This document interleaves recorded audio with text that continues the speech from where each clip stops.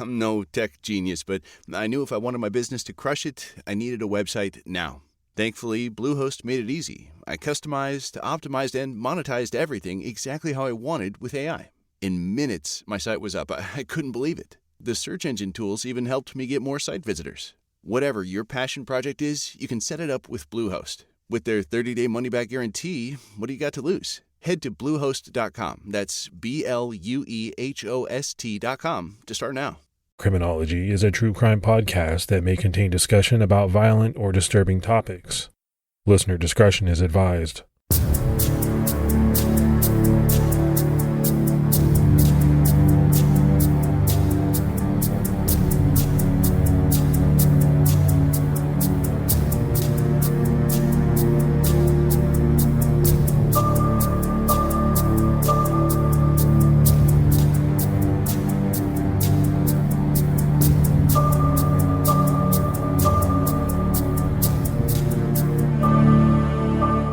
Hello, everyone, and welcome to episode 311 of the Criminology podcast. I'm Mike Ferguson. And this is Mike Morford. Mr. Mike Morford, how are you doing, man?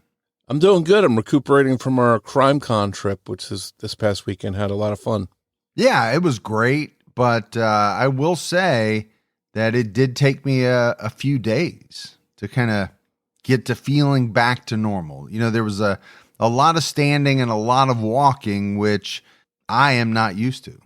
And it's a really big hotel too, so you had to walk the extra distance to get wherever you were going, but a lot of fun. I think there were 6,000 or 7,000 people they said came, and we got to see a lot of our old friends and new friends and a lot of our listeners, so it was really cool. Yeah, and our meetup on Saturday night was a lot of fun as well. And, my daughter and my wife came with me. And my daughter had a few drinks at the meetup, and she's a very introverted person, but apparently not when she's drinking, because she was hugging fans and just being about as extroverted as you can be. It was great to see, actually. She was a lot of fun. Yeah, she definitely was having a good time and opening up, and it's good to see. A lot of people, I think, had a good time and just relaxed. And, I think our last meetup at last CrimeCon, there wasn't as good a area to hang out, and it was crowded. There weren't seats, but this time everybody was a little bit more comfortable. So I think everyone had a good time.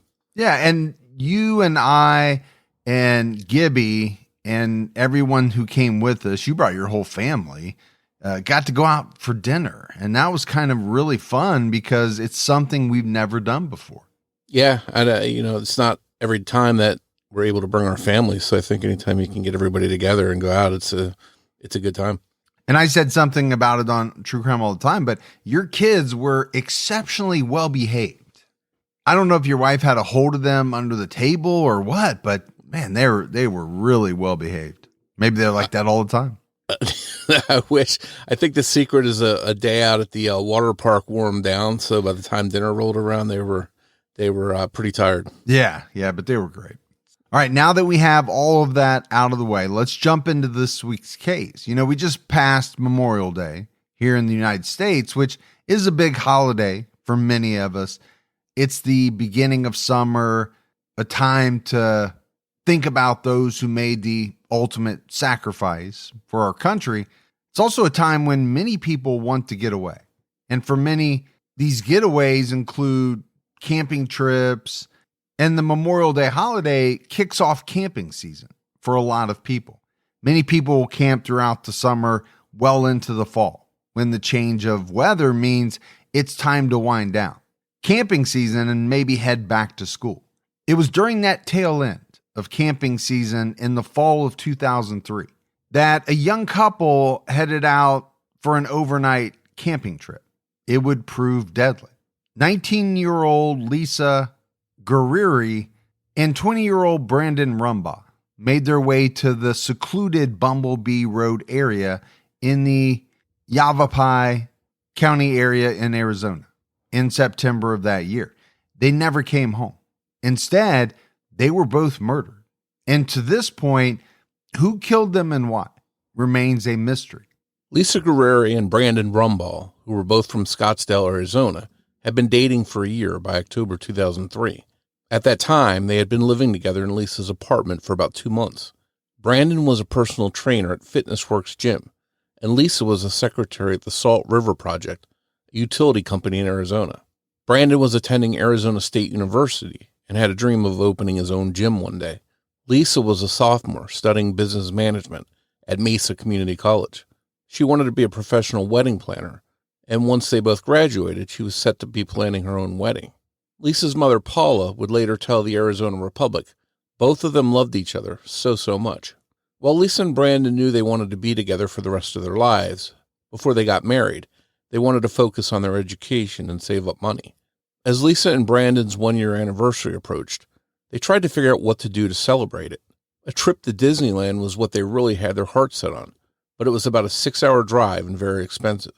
So instead, they chose an overnight camping trip, just the two of them alone under the stars, in a remote area about 30 miles north of Phoenix.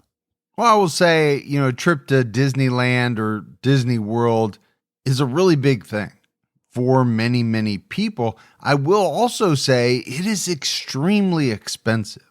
We went to Disney World, 2 or 3 years ago. I could not believe how much the tickets have gone up. That whole place is just, you better bring your wallet and every card you got. I think it's always been expensive too, but I remember when I was their age, my wife and I would try and find things to do. We didn't have a lot of money, so we would, think of things that we could do together that didn't cost a lot of money and go out and have fun. And I think that's what Lisa and Brandon were doing in this situation. For the trip, the couple borrowed Lisa's mom Paula's Ford F-150. She was hesitant to loan out the truck because she knew the vehicle was overdue for an oil change, but it was just an overnight trip. So she didn't worry too much about it and let them borrow it. Brandon and Lisa didn't bring a tent. Instead, they planned to sleep in the bed of the pickup truck once they got to their destination, which was an area off I-17, lonely and secluded Bumble Bee Road, about 60 miles north of Scottsdale. This is what they had done on their first date too, fallen asleep together in each other's arms under the stars. Brandon had been to this spot before with friends and thought it would be perfect for their quick romantic trip, which would be Lisa's first time camping. October 17th, the day they were leaving, was a Friday, and the couple planned to be back the next morning on Saturday around 9 a.m. They had to return the truck to Lisa's mom, and then Brandon had training sessions at work that day, so they couldn't stay away the entire weekend. Paula knew the general area of where Lisa and Brandon were heading to, but Lisa had specifically asked her mom not to tell Lisa's uncle Mike the location until they were back home. Mike basically stepped in to fill the father role for Lisa in 2002 after her dad, John, passed away from cancer. Mike had promised his brother that he would watch over her, and Lisa felt that Mike would make a big deal about the camping trip if he knew where they were planning to camp at Bumble Bee Road. In Lisa's mind, the best case scenario was that her Uncle Mike would try and talk them out of going there. And worst case, he would come looking for them there and crash their anniversary date. Lisa was right about her uncle's concerns. Mike later discussed his worries about the choice of Bumble Bee Road for a camping destination. Bumble Bee, Arizona is described as a ghost town in the Bradshaw Mountains of Yavapai County, used by campers mostly in the winter. It was also common knowledge that some people went there to party or to do shady things, and many of them were armed with guns. And Morf, I think it's, very normal for a family member to have concerns about a trip, especially one like this. My youngest just got back from a road trip with her college friends. Of course I was worried. I'm always worried. Maybe worried's not the right word, but there's always something in the back of my mind. Just, a little bit of concern about how things are going to go. This here seems a little different to me just because of where they're going.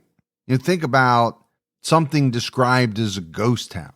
Okay, it just kind of screams desolate. And then you have this thought that, maybe there's some shady people there. They're partying, they're armed. Okay, there would be some concerns. Yeah, I think in her Uncle Mike's mind, there's probably some concern about, if they ran into some shady people out there, but maybe also if they got hurt, they were so far away from everything. And Lisa and Brandon did have a cell phone with them, but I'm not sure how good the reception was out there. So you can understand why Mike would be a little bit concerned about them heading out there. In Lisa's mind, the trip would be a safe one.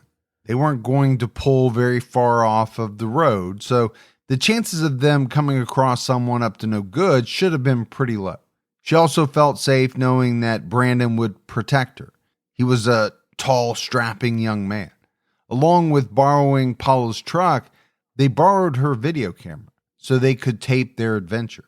On the way to Bumble Bee, they stopped at a grocery store in Scottsdale and bought a disposable camera to further document their memories of the trip. If they did anything else before getting to their chosen campsite, it wasn't documented. On their drive, Paula called Lisa, but they still had a ways to drive. This would be the last time she or anyone else spoke to the couple. About 2 miles west of Interstate 17, they pulled the truck off of Bumble Bee Road into an unpaved turnout area. What happened after that is shrouded in mystery to this day. The next morning, Saturday at 9 a.m., the time the couple was supposed to be home, came and went with no word from either Lisa or Brandon. Lisa was rarely late, especially without checking in. If she knew plans had changed or she was running late, she would always call and notify someone. But this wasn't often because she was a very punctual person. Brandon didn't show up to work that day, which was also strange. He didn't call in sick, which was highly unlike him, especially because Brandon and Lisa had specifically planned the trip the way they did so he could be back in time for work. So why would he just blow it off? It didn't make sense. Because of this, both of their families and Brandon's friends that worked with them immediately were worried about them. Paula would later tell ABC 15 Arizona, "Call it a mother's instinct. I don't know what it was, but I knew there was something wrong." Brandon's family thought that maybe they ran off to Las Vegas together to elope, instead of waiting until they graduated to get married. But as more time passed, it seemed obvious that this was not the case. And Morf, we hear about this in many cases, right? People have a reputation, especially when it comes to work. Do they show up on time? Do they miss a lot of work without calling in? And most of the time, the answer to those questions is no. And I think what that does is it establishes a pattern so that when that pattern is broken, people become worried very, very quickly. It's one thing if this is a couple that's always doing things on a whim and taking off without letting people know, and it's not out of the norm. But for both of them, this was highly unusual that they would both disappear from sight and not alert anyone, especially because Brandon was coming back to work that day. They planned that whole schedule around that. So that, I think, was the most worrisome thing. Paula called to report Lisa and Brandon missing. And meanwhile, an unofficial search party began. Brandon's father, Rob, Lisa's brother, and some of Brandon's friends went looking for the couple, but no one knew the exact area that they were camping at, just that they had gone to Bumble Bee. Nothing was found. So the search continued into Sunday. That afternoon, 3 of their friends who had joined the search finally saw the white Ford F-150 parked just off the road. One of these friends had stayed at this site before with Brandon. Everything looked normal at first until they got to the bed of the pickup. Lisa and Brandon were lying in the back dead. They were still inside their sleeping bags. Police were summoned to the scene and found that Lisa and Brandon had both been shot multiple times in the head and torso. Although for years, they refused to release the caliber of gun that had been used to kill the couple. Commander Tom Bolts with the Yavapai County Sheriff's Office would explain much later to ABC 15. There's evidence that Lisa probably woke up at some point during the attack, but we can't say for sure right now. The case for the camcorder they had borrowed from Paula was still inside the truck, but the camera itself was gone.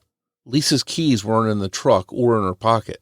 There was some trash around the side of the road, but none of it looked as if it was related to the murders. Some of it had been there for quite a while. About 100 feet from the truck, investigators found a disposable camera and collected it as evidence. It was broken, probably from impact, suggesting it had been thrown and landed where it was found. A lot of reports say the camera was found broken in half, which makes it sound like someone smashed the camera or actually snapped it in half to destroy the film, but it's more likely that it cracked or the two halves popped apart when it hit the ground. Despite the disposable camera being broken, some of the film was salvageable and photos were able to be developed. The last two photos on the roll were of Brandon and Lisa. They were each posing in the corner of the truck bed, but everything behind them was pitch black.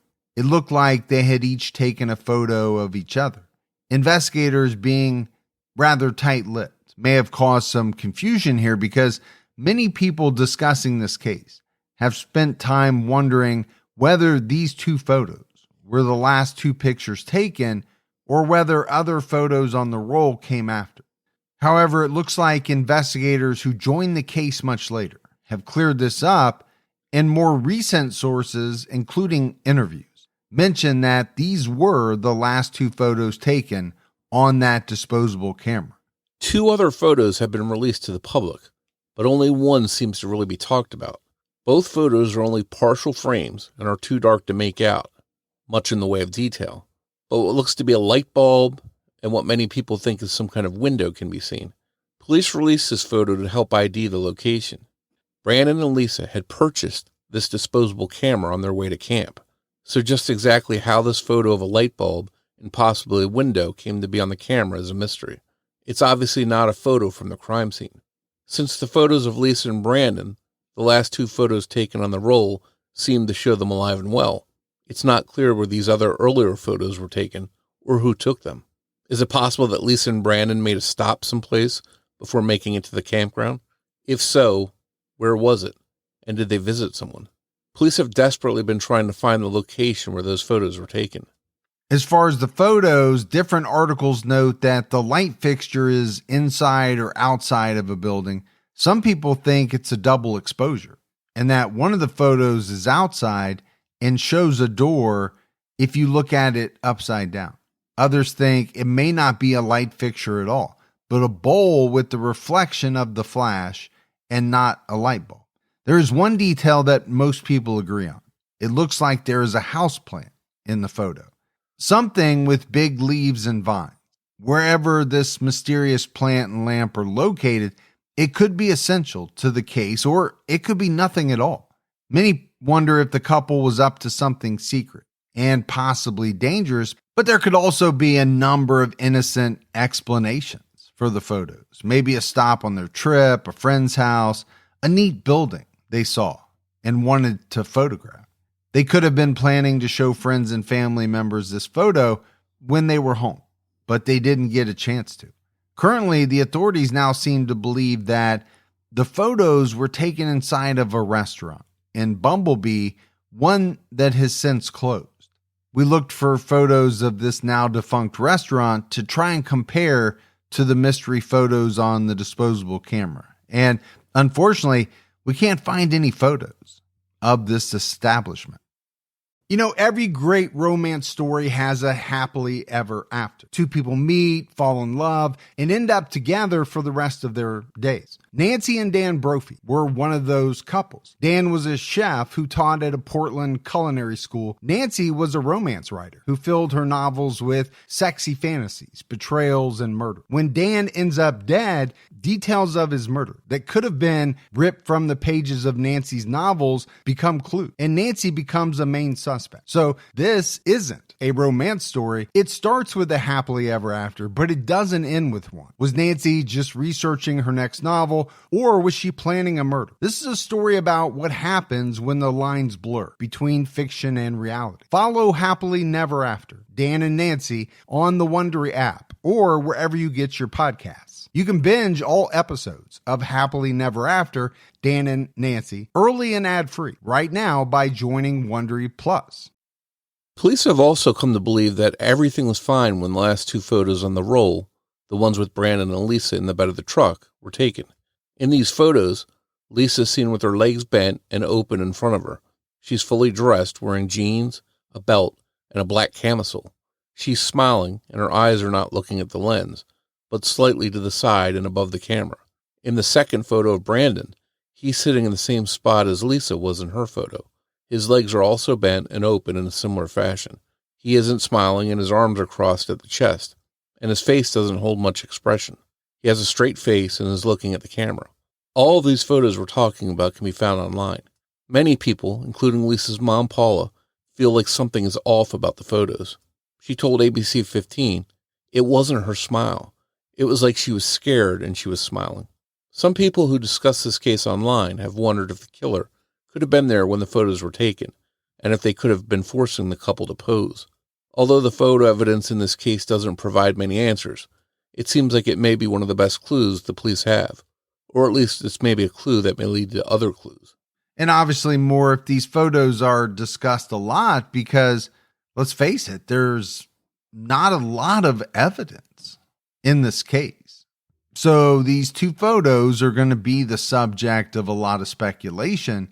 You know, are these two people in love who are taking a photo of each other, or are they being forced to pose by someone who ultimately did them harm? That's a very scary thought. Yeah, the photos to me look a little odd. It doesn't look like they're overly happy. I mean, maybe they could have been tired. Who knows? But I can see why Paula thought the pictures were somewhat odd, because they just don't look like they're having a real good time. But maybe that's open to interpretation. I think one important thing is those earlier photos that show what looks like the light bulb and the plant, identifying where that was, because it would help lay out their movements that night and where they were. And maybe that leads to other witnesses or people that talk to them. And to this point, nobody's come forward to say, hey, we were with them or we saw them that night. And that makes you wonder, okay, is there somebody out there that hasn't come forward because they're involved, or they're afraid to come forward, or were Brandon and Lisa on their own the entire time and maybe they didn't talk to anybody that night? But I think it would really help police if they did talk to someone to have that information. There is one thing that's nagging me about this theory that possibly the killer is taking these pictures. And it's that ultimately they would, both Brandon and Lisa, have to end up back in their sleeping bag because that's where they're found. I'm not saying that's impossible. It just seems like it doesn't fit. Yeah, which would mean that if the killer forced them to take those photographs, then maybe they forced them to get in their sleeping bags as well. But I think the problem is there's just no evidence of what happened exactly. One nagging question that remains is, why was the camera broken? The main theory is that the killer was documented in one of the frames, or at least thought they were, so they threw it in an effort to break it. But the camera was found pretty close to the truck and easily connected to the couple. The killer could have gotten rid of the camera in many other places, including other remote locations in the desert, if they were worried about being identified, instead of leaving the evidence so close to the crime scene. It doesn't make a lot of sense to have left it. This is especially true if the killer took the missing video camera from the scene. Then why not just take the camera as well?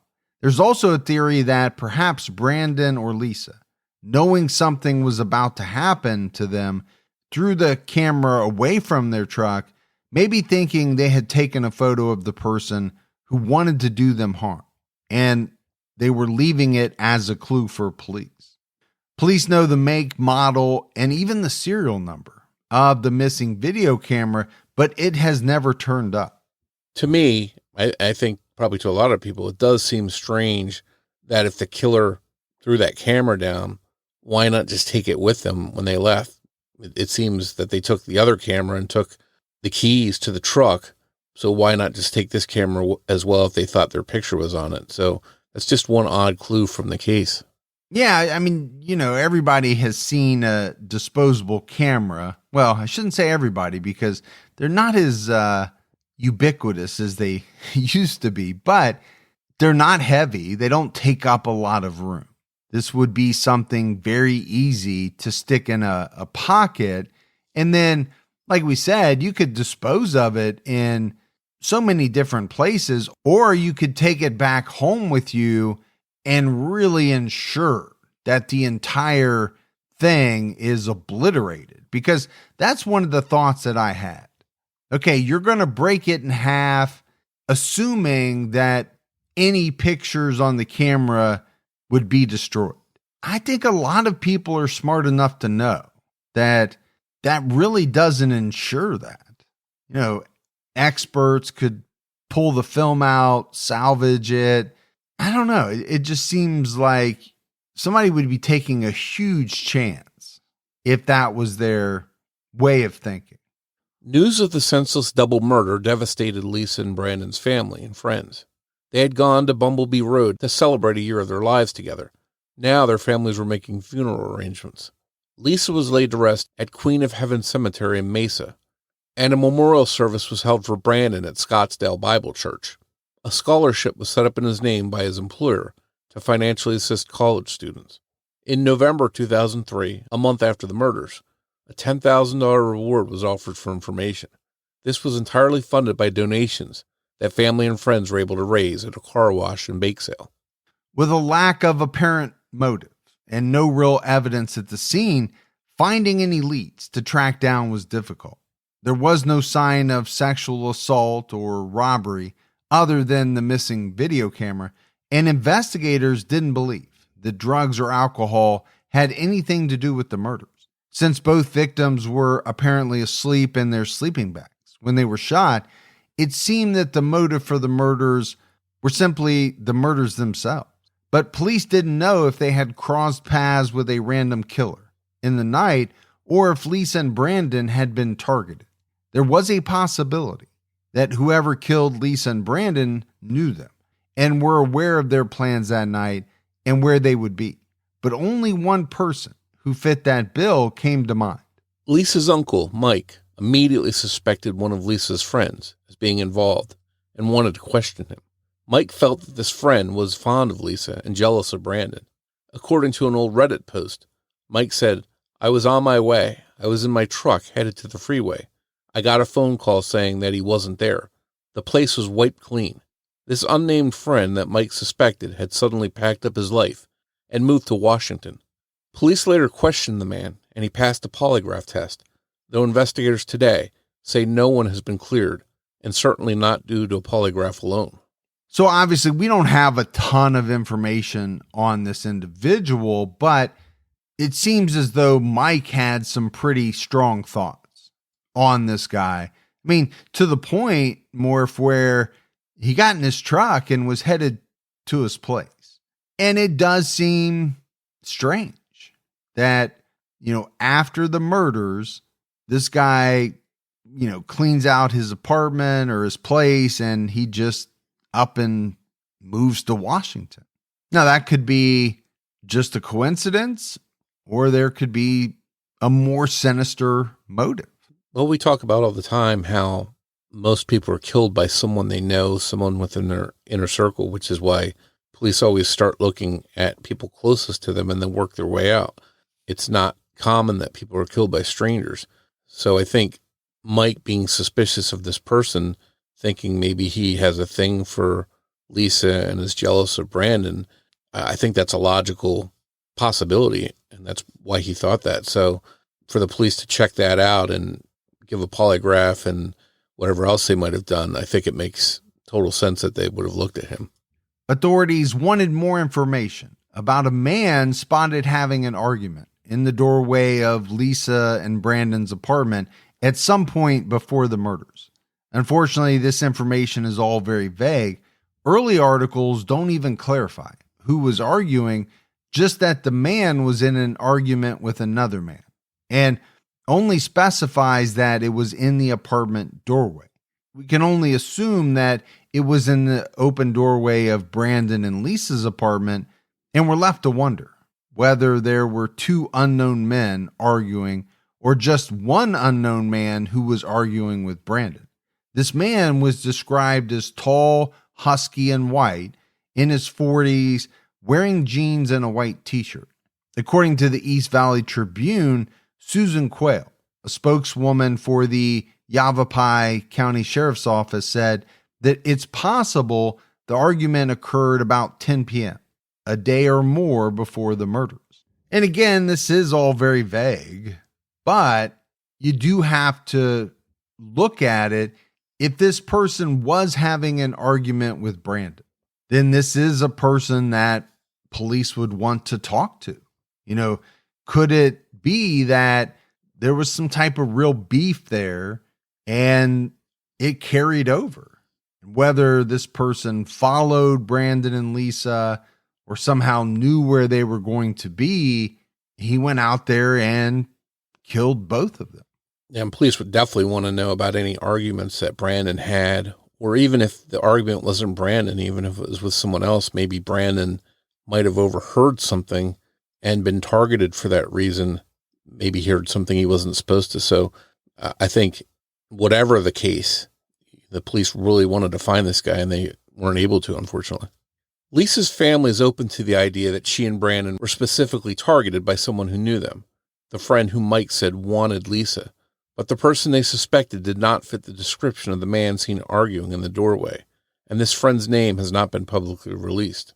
Steve Francis, a spokesman for the Yavapai County Sheriff's Office, told the Arizona Republic, "Do we believe that it was a random act and that there's a crazy person out there? Not necessarily. Can we rule it out? Not necessarily." But 6 months after Lisa and Brandon were killed, more murders had people wondering if there was someone out there targeting campers.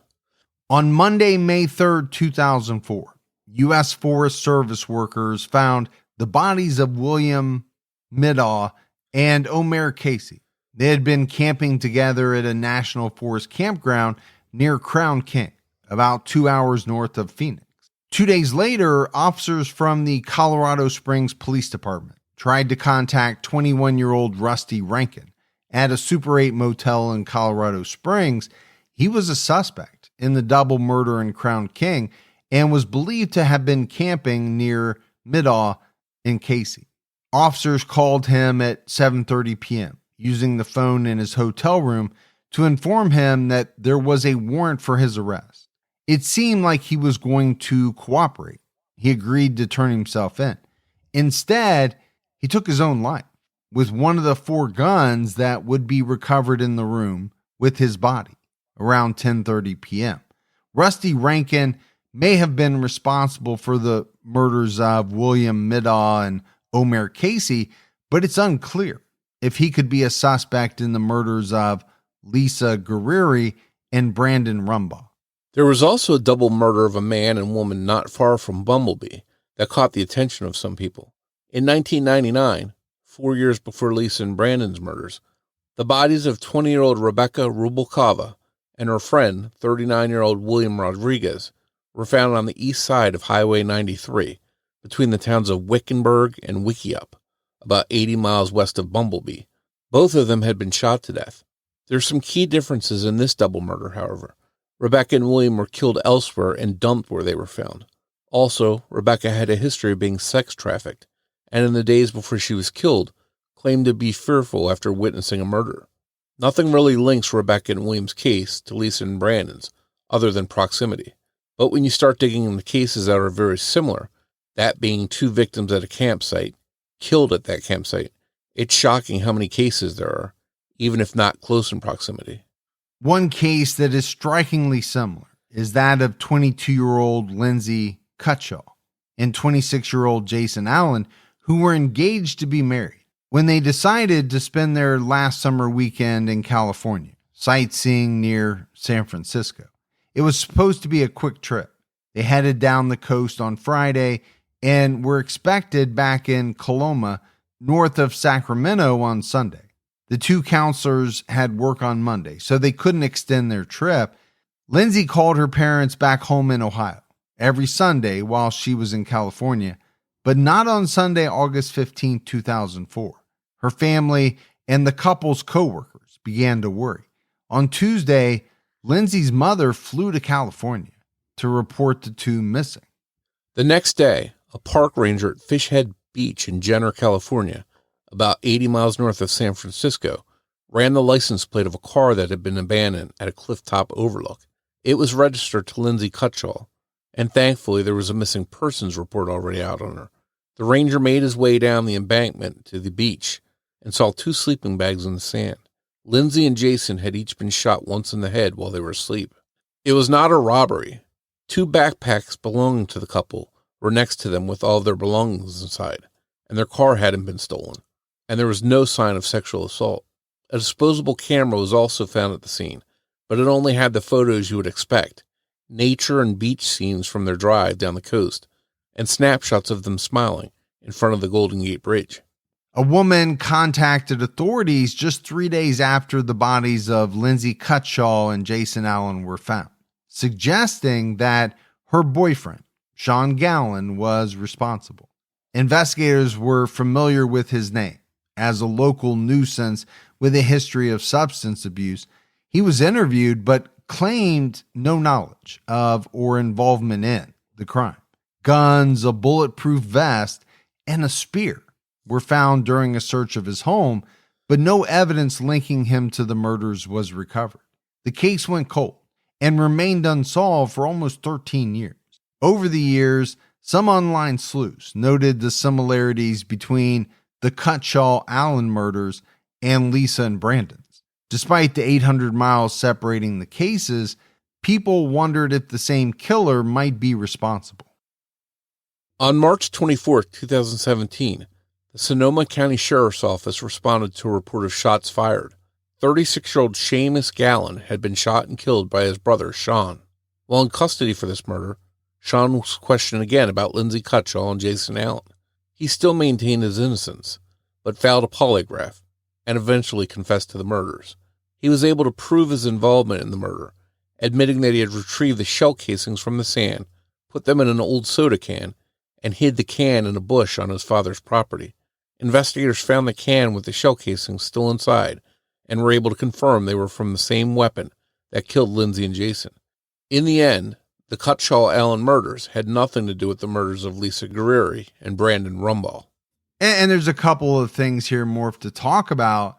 One is that, it's very natural for people online sleuths, if you want to use that term, to try to put cases together. We see that all the time because, let's face it, in many of these cases, speculation is all there really is. But, 800 miles away, that's a little tough. Not to say that it couldn't happen. Obviously, being killed and actually being shot inside the sleeping bags is so very similar. But 800 miles is quite a distance. And then obviously later on, Sean Gallen admits to the murders. What I thought was fascinating was that, this guy knew enough to pick up his shell casings, but then, doesn't dispose of them in a way where they could never be found or, come back to link him. He puts them in a can and hides them on his father's property. Is that because he wanted to save them as trophies? I don't know, but you are really taking a chance if you're a killer by keeping that kind of very damning evidence around. I could see why some people thought this case could be connected to Brandon and Lisa's because the similarities were there. They also weren't robbed. There was a disposable camera found. So, as you mentioned, only natural for some people to connect the dots and say, oh, this could be the same killer. What is interesting is that it turns out that this was a stranger killing, and where most people aren't killed by strangers, this guy had no connection to Lindsay and Jason. They were just in the wrong place at the wrong time and crossed paths with this guy. And you have to wonder, did the same thing happen to Lisa and Brandon, or was it someone they knew that stalked them there? Yeah, and I'm sure we'll talk about it more, but we've yet to really delve into, kind of a stranger scenario. but there's no doubt that it's a definite possibility. In 1972, there was a similar crime on Vancouver Island. 20-year-old Anne Durant and 19-year-old Leif Carlson were together in their sleeping bag on June 21st, 1972, when they were each shot 4 times in the head with a .22 caliber weapon. Anne had been shot a 5th time, but that bullet went through her hand and into her hip. 25-year-old Joseph Henry Burgess immediately became a suspect when his Canadian health card was found at a campsite near the scene, along with a bunch of other abandoned belongings. Clothes, a guitar, handwritten Bible passages, a rifle cleaning kit, a Bible with the name Job Weeks inscribed, glasses, and a photo of Burgess that had been torn into pieces were also found at the campsite. Burgess was witnessed cleaning a .22 caliber gun shortly after the murders, but fled before authorities arrived. It was believed that Burgess strongly disapproved of couples having premarital sex and targeted them with his violence. Despite being identified and even placed on Interpol's watch list, Burgess managed to escape and even enter the United States. His whereabouts for the next 3 decades were unknown, but by July 16, 2009, he was breaking into a cabin in the Jemez Mountains of New Mexico, where officers were conducting a stakeout, lying in wait for the so-called Cookie Bandit, who had been burglarizing cabins, stealing food, guns, alcohol, and survival items for years. Burgess shot at 2 officers who were inside the cabin, killing one of them. They both fired back, and Burgess was also killed. His fingerprints were a match to the ones found at the 1972 crime scene in Vancouver Island, and on the written Bible passages. Burgess was a suspect in the murders of Lindsay Cutshaw and Jason Allen, but DNA from the scene was not a match. He was officially posthumously cleared of those murders when Gallon confessed. Could he have passed through Arizona before settling in New Mexico? Is it possible he killed Lisa Gurrieri and Brandon Rumbaugh and Bumble Bee? Police would need to have DNA, fingerprint evidence, at least something to tie Burgess to these murders. It's unknown how many unsolved crimes Burgess is linked to, but evidence indicates he was willing to kill anywhere he went. The gun he used to shoot at the officers in that cabin was registered to David Ellie, who was reported missing at the time and later found dead in the Jemez Mountains. There's really no telling how many cases, thefts, and murders he may be responsible for, and the waters might be muddy if he was traveling and using stolen weapons. Over the years, online sleuths scoured cases with similarities to the murders of Lisa Gurrieri and Brandon Rumbaugh, and while there were plenty of interesting cases with similarities, there was never any clear evidence linking any to Brandon's and Lisa's murders.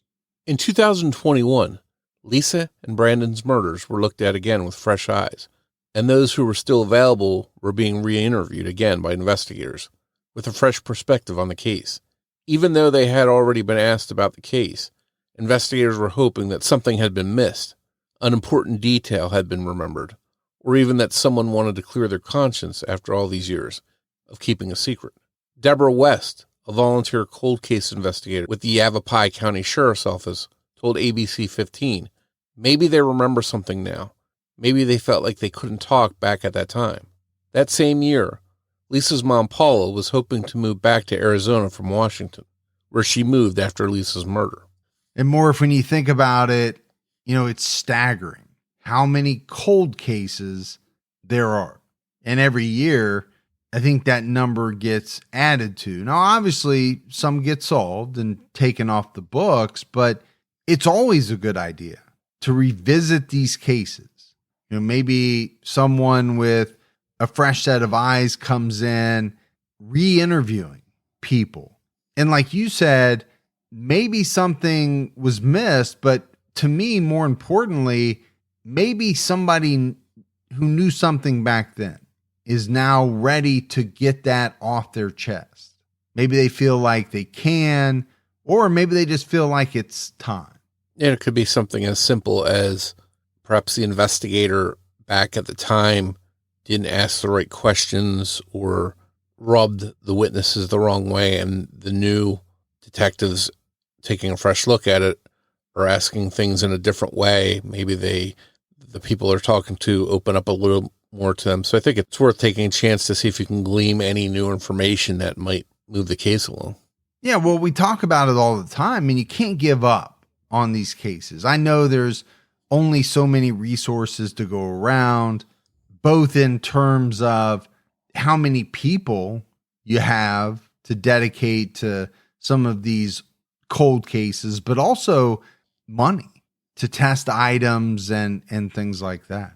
Investigators have released new information, finally revealing that the weapon used to kill Lisa and Brandon was a .25 caliber handgun.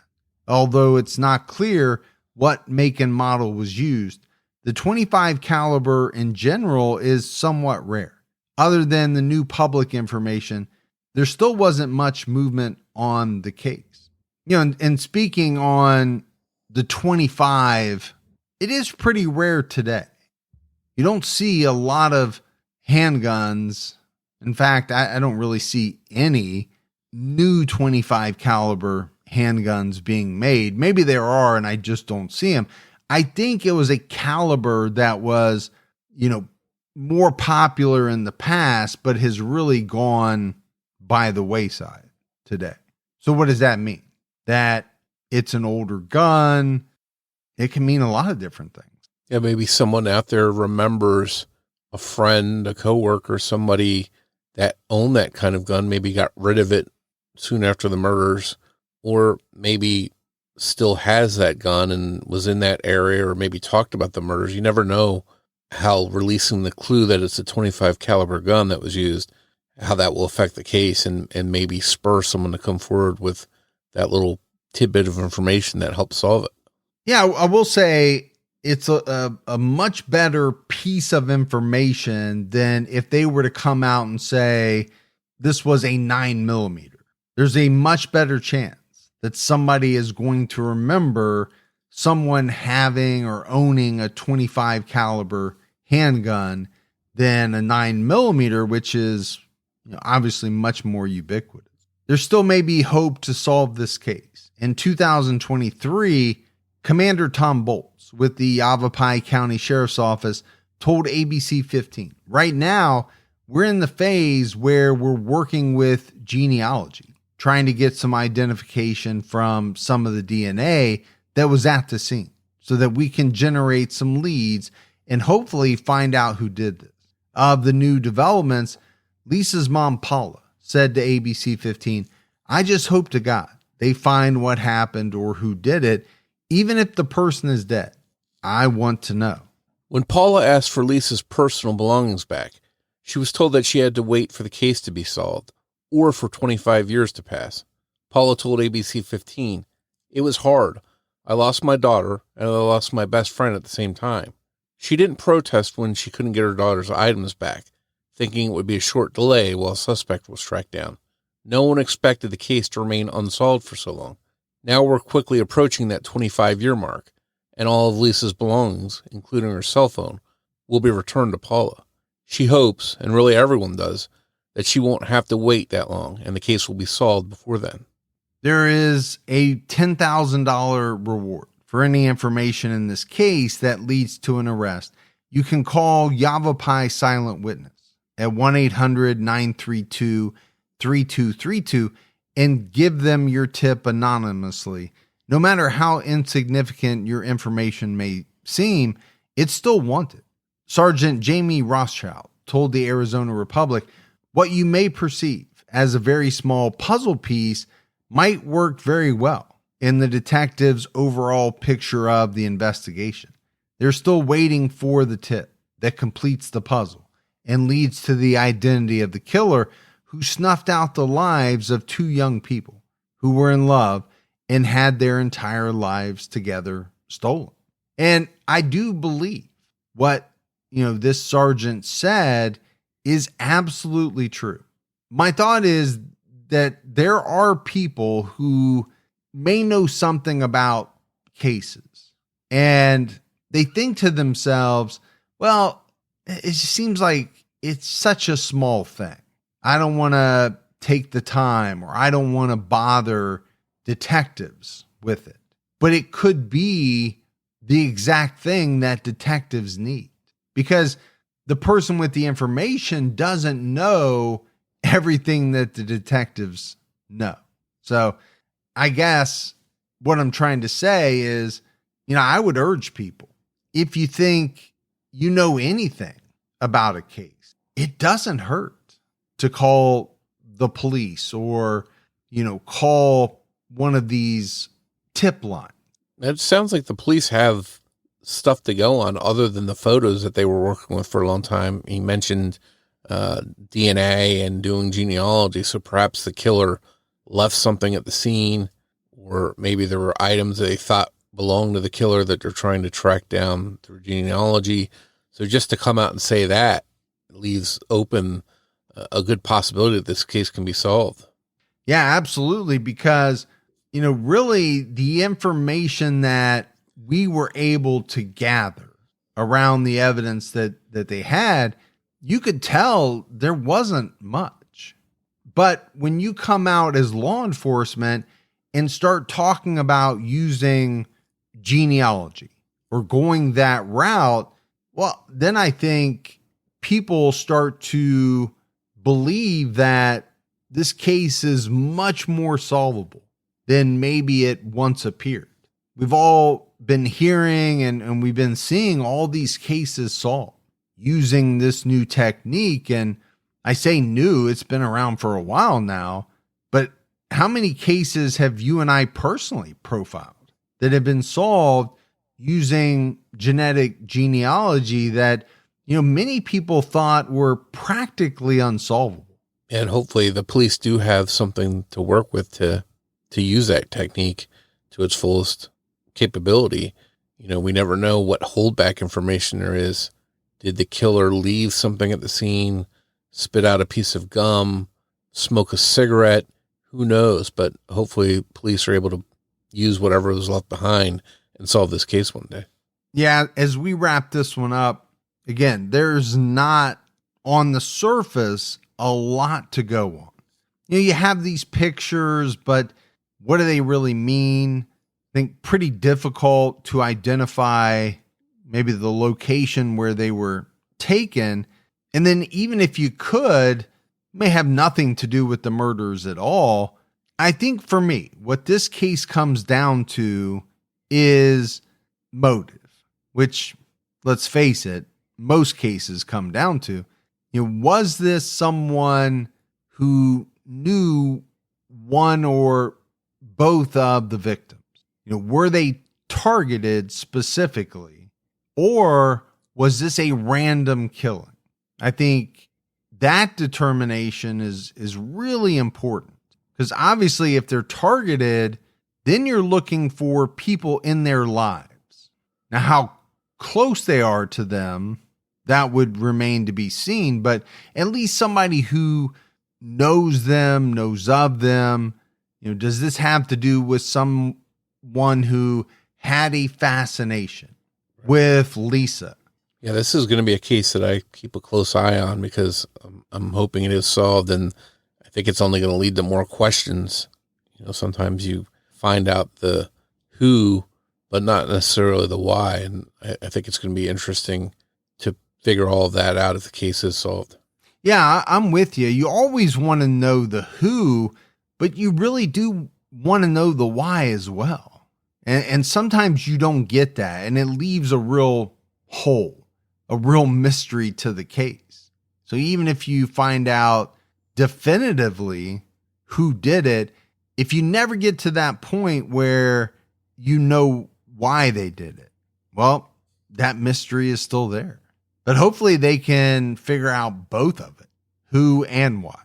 But that's it for our case on the Bumble Bee Road murders. If you love the show, but haven't done so yet, take a minute, go out, give us a 5-star rating. You can leave a review. Also, keep telling your friends. word of mouth about the Criminology podcast really goes a long way. If you want to find us on social media, we're on X with the handle @CriminologyPod. You can also find us on Facebook by going to facebook.com/criminologypodcast. And you can join our Facebook discussion group, Criminology Podcast Discussion and Fans. So that's it for another episode of Criminology, but Morf and I will be back with all of you next Saturday night with a brand new episode. So until then, for Mike and Morf, we'll talk to you next week. Take care, everyone.